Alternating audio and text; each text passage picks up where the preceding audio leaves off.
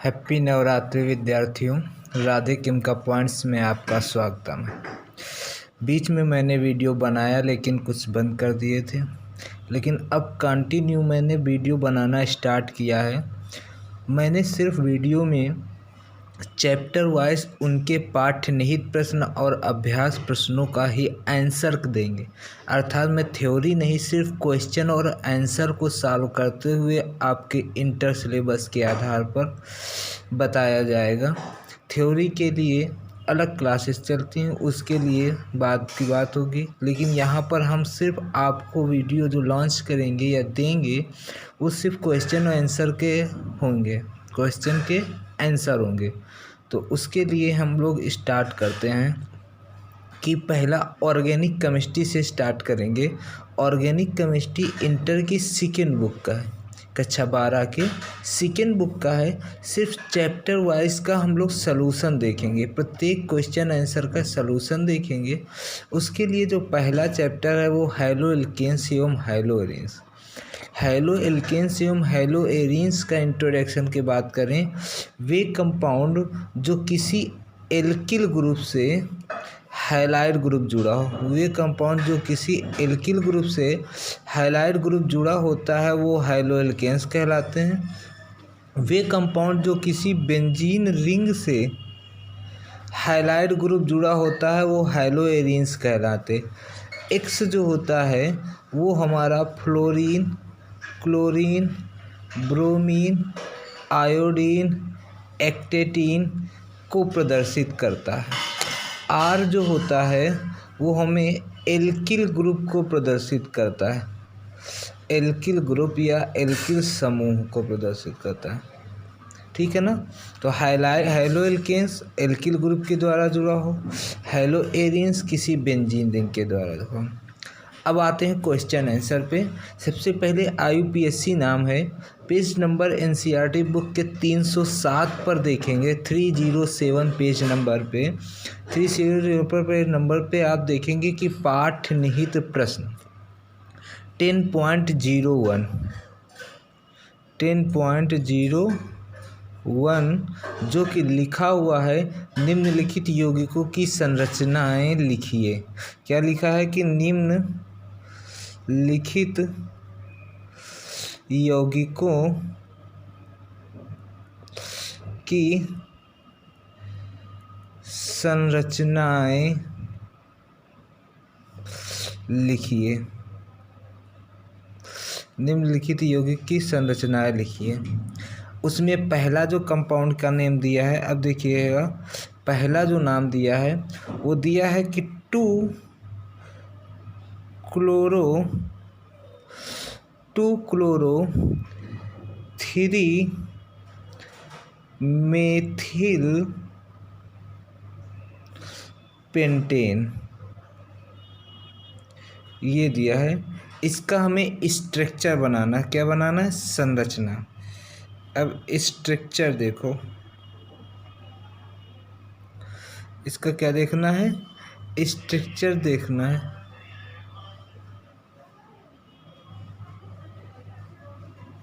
इसका हमें स्ट्रक्चर देखना है, अर्थात संरचना देखना है। देखिए, स्ट्रक्चर देखने के लिए हम सबसे पहले IUPAC में सबसे लंबी कार्बन श्रृंखला का पता लगाते हैं।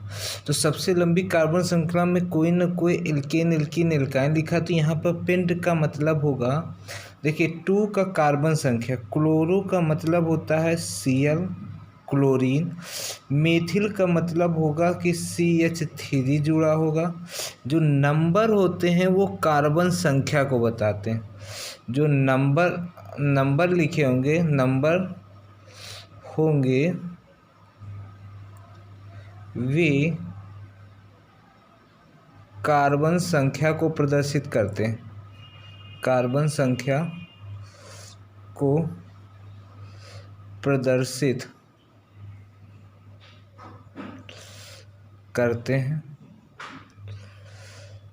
ठीक है।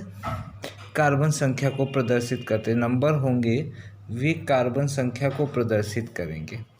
अब पेंट का मतलब हो रहा, पेंट का मतलब होता है कि 5 कार्बन संख्या, एन का मतलब होता है सभी सिंगल बॉन्ड होंगे। अब देखिए 5 कार्बन की श्रृंखला संरचना देखो, कोई भी इसमें आइसो कंडीशन नहीं दिया है तो एक लंबी चेन बनाएंगे। 1 carbon, 2 carbon, 3 carbon, 4 carbon, 5 carbon. N है तो सबके बीच क्या होगा, कार्बन कार्बन के बीच सिंगल बॉन्ड होगा। हम किसी एक साइड से इसका नामकरण करते हैं तो मान लो कि हमने यहाँ पर लिख दिया ये पहला कार्बन, दूसरा कार्बन, तीसरा, चौथा और पांचवा कार्बन। अब वो कह रहा है कि 2 क्लोरो मतलब दूसरी कार्बन पर क्लोरीन लगा है।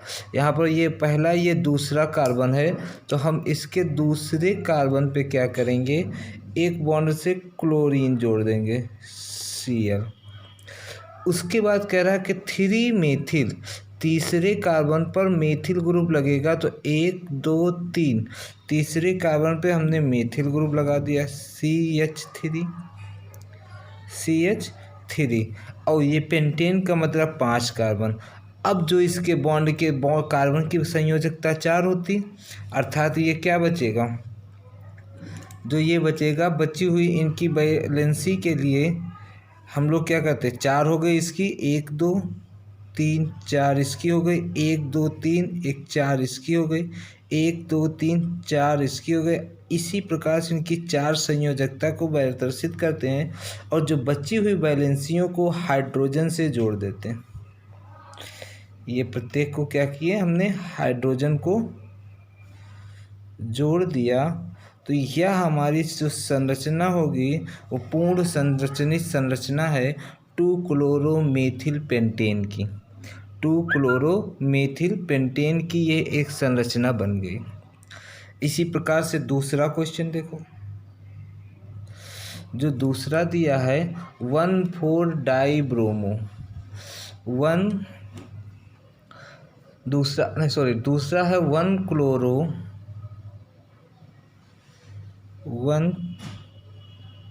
क्लोरो 4 एथिल साइक्लोहेक्सेन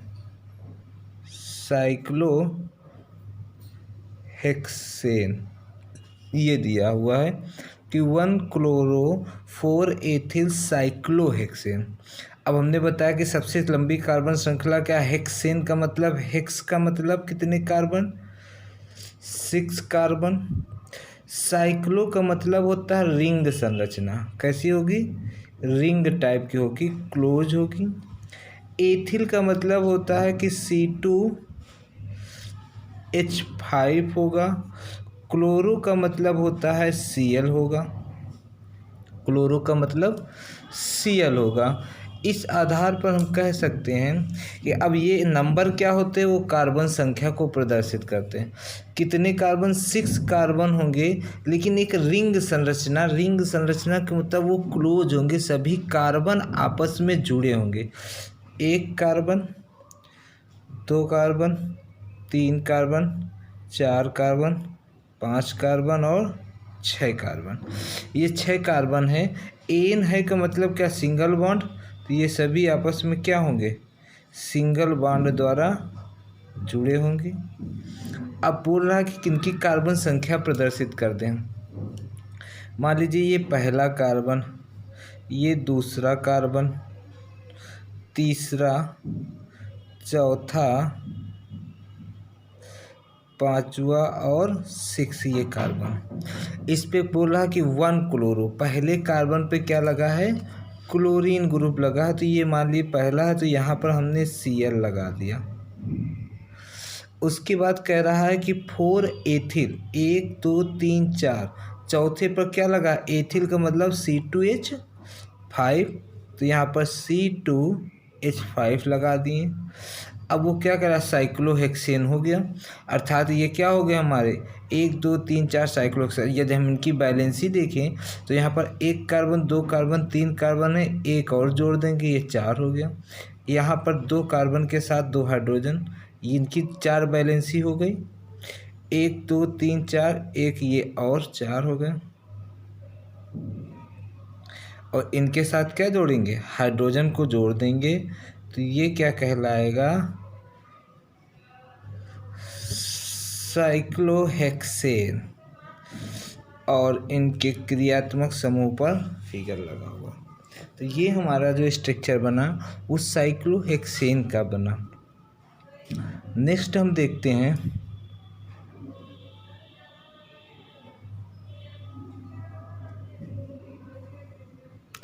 नेक्स्ट तीसरा जो है वो तीसरा नाम बता रहा है कि 4 तृतीयक मतलब होता है टर्सरी को TER लिखते हैं, ब्यूटिल 3 आइडो हेप्टेन।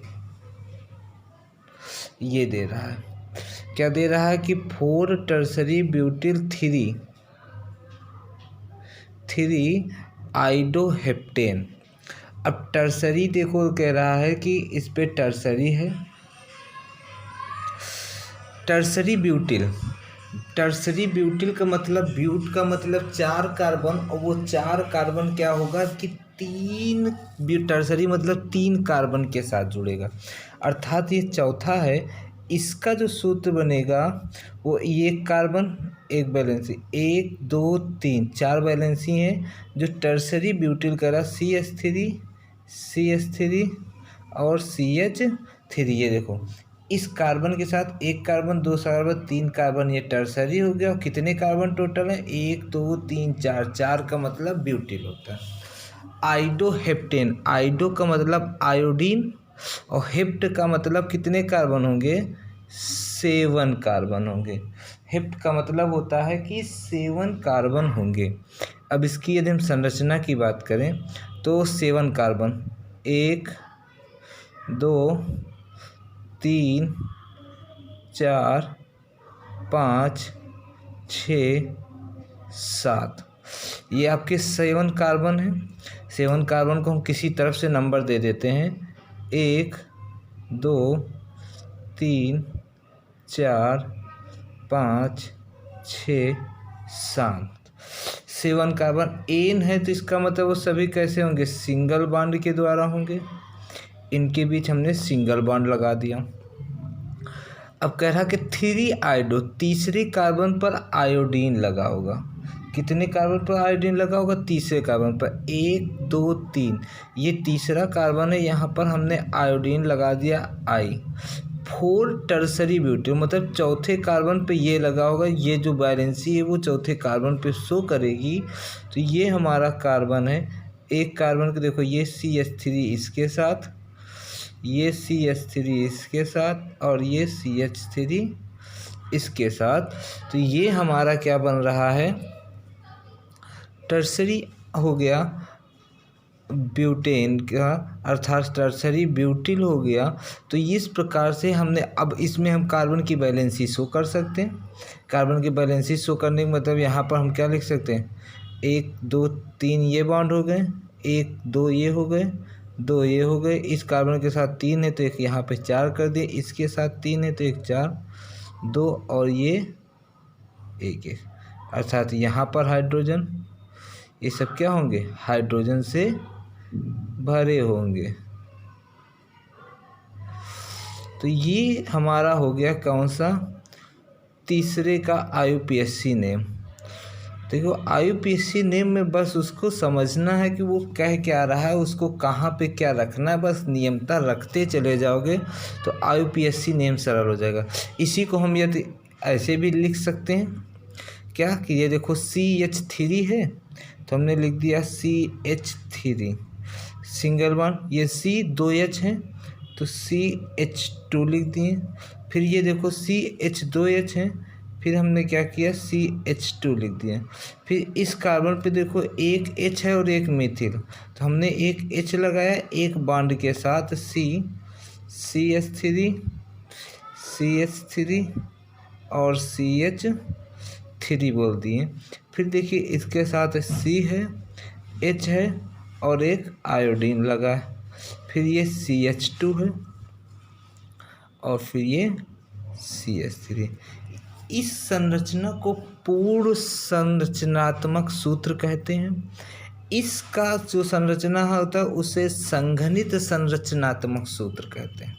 ये पूर्ण संरचनात्मक सूत्र है, ये संघनित संरचनात्मक सूत्र है जो क्लास 11th में बताया जाता है। तो ये तीसरे का हो गया IUPAC ने। यदि हम चौथे की बात करें तो चौथा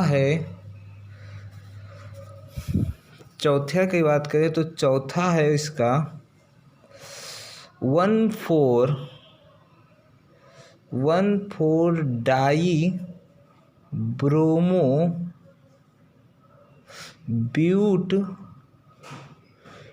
2इन 1,4 डाई ब्रोम 2। देखो ये 1,4 तो कार्बन संख्या बता रहा है, डाई का मतलब होता है 2, ब्रोमो का मतलब होगा Br, ब्यूट का मतलब बता रहा है कि कार्बन संख्या 4 होंगी, 2 का मतलब दूसरे नंबर पर, इन का मतलब होगा डबल बॉन्ड।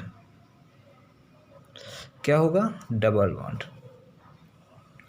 अब जो बोला देखो 4 कार्बन संख्या की है तो हम 4 कार्बन संख्या लिखते हैं, 1 2 3 4। ये 4 कार्बन संख्या है, हम नाम दे देते हैं 1 2 3 4, ये नाम दे दिया। अब बोल रहा है कि जो बॉन्ड है वो दूसरे कार्बन पर डबल बॉन्ड है, दूसरे कार्बन पर डबल बॉन्ड है, 2 इन कह रहा है। तो ये 1 2 दूसरा कार्बन पे हम इधर नहीं लगाएंगे, ये पहले कार्बन के लिए है, उसके मतलब हर एक नंबर के बाद वाला जो आता है वो उस नंबर के लिए आता है। तो ये पहला कार्बन, दूसरा कार्बन, दूसरे कार्बन पर क्या लगा है? डबल बॉन्ड लगा, ये डबल बॉन्ड लग गया। उसके बाद कह रहा है कि डबल बॉन्ड होगा, फिर कह रहा है कि 1,4 डाई ब्रोमो, डाई का मतलब 2, ब्रोमो का मतलब ब्रोमीन क्या है? 2 जगह पर है, 2 ब्रोमीन है वो जो कि 1 कार्बन नंबर पर और 4 कार्बन नंबर। 1 कार्बन नंबर पे हमने ये Br लगा दिया, ब्रोमीन हो गया।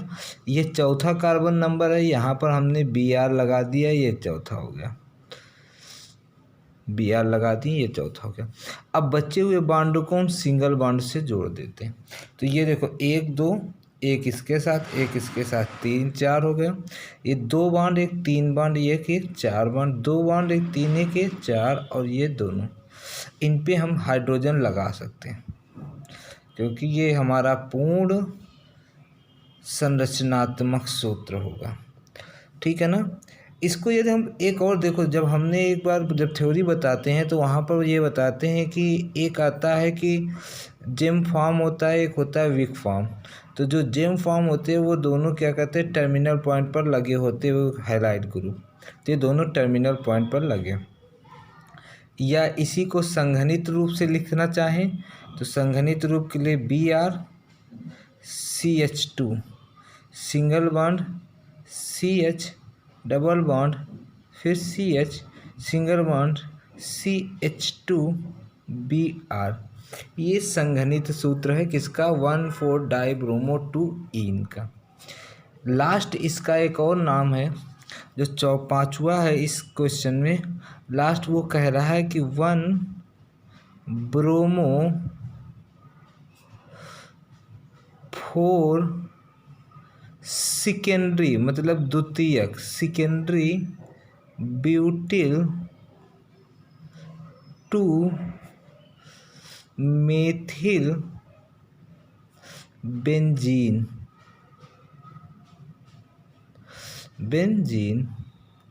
ठीक है ना। कह रहा 1 bromo 4 secondary butyl 2 methyl benzene. देखिए यहाँ पर क्या कह रहा है कि बेंजीन की बात कर रहा है, तो यहाँ पर सब कुछ दिया हुआ है। सीधा समझना क्या है कि सेकेंडरी का मतलब द्वितीयक ब्यूटिल होता है, 1 कार्बन संख्या है, ब्रोमो का मतलब Br बता रहा है, सेकेंडरी ब्यूटिल, देखो ब्यूटिल का मतलब होता है कितने कार्बन? 4 कार्बन। सेकेंडरी का मतलब किसी कार्बन के साथ यदि किसी, सेकेंडरी का मतलब होता है किसी कार्बन के साथ 2 कार्बन जुड़े होंगे तो सेकेंडरी होगा। अर्थात ये सेकेंड कार्बन है, इसके साथ हमने एक ये कार्बन जोड़ दिया, एक ये कार्बन जोड़ दिया, तो ये कार्बन सेकेंडरी कार्बन हो गया। अब इस सेकेंडरी कार्बन के साथ 2 कार्बन जुड़ गए तो ये सेकेंडरी कार्बन हो गया। लेकिन क्या बोल रहा है कि ब्यूटिल कह रहा है। ब्यूटिल कहने का मतलब होता है कि 1 2 3 4 कार्बन हो चाहिए, एक तरफ हमने और लिख दिया। तो ये हमारा CH3 हो जाएगा, ये CH2 हो जाएगा और ये CH3 हो जाएगा। इसके साथ एक और हाइड्रोजन लगा देंगे तो वैलेंसी। ये किसी कार्बन की संख्या के साथ जुड़ने के लिए बॉन्ड है। अब मेथिल के लिए क्या होता है, CH3। और बेंजीन का मतलब क्या है, बेंजीन रिंग है, ये बेंजीन रिंग है। अब बस बनाइए, बेंजीन रिंग पे बोल रहा है तो हमें क्या करना है, ये बेंजीन रिंग है, ऐसे भी लिख सकते हैं या फिर ऐसे भी लिखेंगे। अल्टरनेट कंडीशन पे डबल बॉन्ड होना चाहिए। ये बेंजीन रिंग, इनकी हम नंबर प्रदर्शित कर दें तो 1 2 3 4 5 और 6, ये कार्बन संख्या का नंबर। अब कह रहा है क्या, 1 ब्रोमो। पहला देखो 1 ब्रोमो मतलब यहाँ पर क्या लगेगा, Br लग दिया, ठीक है ना। उसके बाद कह रहा है कि 4 सेकेंडरी ब्यूटिल, चौथे कार्बन संख्या पे 1 2 3 4, चौथे पे सेकेंडरी का मतलब हमने यहाँ पर ये वाला जोड़े। इसके बाद ये हम लिख दिए रहे CH2 CH3 और ये CH3, ये एक हाइड्रोजन लग गया। उसके बाद कह रहा है कि 2 मेथिल, दूसरे कार्बन पर मेथिल ग्रुप अर्थात ये CH3। तो ये हमारा जो हो गया वो 1 ब्रोमो 2 मेथिल मतलब या 4 टर secondary butyl 2 methyl benzene ring होगा। तो ये है पाठ्यनिहित प्रश्न के IUPAC नेम के कुछ उदाहरण जो 10.1 हैं। अब नेक्स्ट वीडियो पे आप देखेंगे इसके नेक्स्ट क्वेश्चन आंसर का। तो यदि ये आपको वीडियो अच्छा लगे तो लाइक करिएगा और सब्सक्राइब करके बेल आइकन दबाइएगा, जिससे आने वाली हर एक वीडियो का नोटिफिकेशन आपके पास पहुंचता रहे। थैंक यू, धन्यवाद, राधे राधे।